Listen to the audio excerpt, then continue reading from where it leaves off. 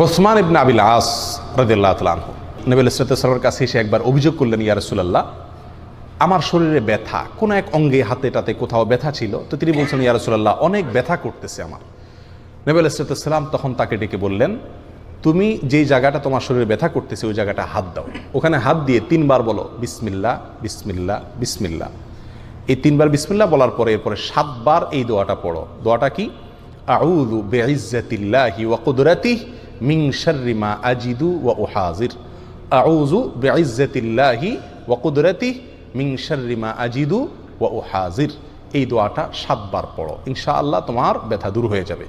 ওই সাহাবী ওসমান রাদিয়াল্লাহু তাআলা আনহু বলেন যে আমি এই দোয়াটি 7 বার পড়লাম, তার আগে বিসমিল্লাহ 3 বার পড়লাম, ওয়াল্লাহি এরপরে আমার ব্যথা দূর হয়ে গেছে, ব্যথা আর ছিল না।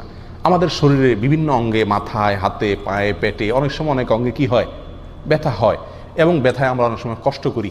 এই ব্যথা যখন হবে তখন আপনি এই আমলটি করবেন, 3 বার বিসমিল্লাহ পড়বেন আর 7 বার এই দোয়াটা পড়বেন। দেখে দেখেও পড়তে পারেন, আউযু বিইজ্জাতিল্লাহি ওয়া কুদরাতিহি মিন শাররি মা আজিদু ওয়া উহাজির। এই দোয়াটা 7 বার পড়বেন আর তার আগে বিসমিল্লাহ 3 বার পড়বেন, ওই জায়গায় হাত দিয়ে ইনশাআল্লাহ বিইذনিল্লাহ ওই ব্যথা কি হয়ে যাবে?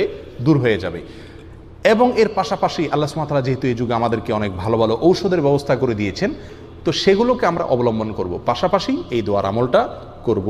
ঔষধ এবং চিকিৎসা বাদ দিয়ে আপনাকে এই দোয়া আমি পড়তে বলছি না, যেহেতু ওই ব্যবস্থা আল্লাহ সুবহানাহু ওয়া তাআলা রেখেছেন, সহজ ব্যবস্থা, ওইটাও গ্রহণ করব, পাশাপাশি এই দোয়ার আমলও করতে থাকবো। ইনশাআল্লাহ বিইذনিল্লাহ ব্যথা কি হয়ে যাবে? দূর হয়ে যাবে। আল্লাহ তাআলা আমাদেরকে এই ব্যথা হলে নবী সাল্লাল্লাহু আলাইহি ওয়াসাল্লামের শেখানো এই আমলটাকে আমাদেরকে করার তৌফিক দান করুন।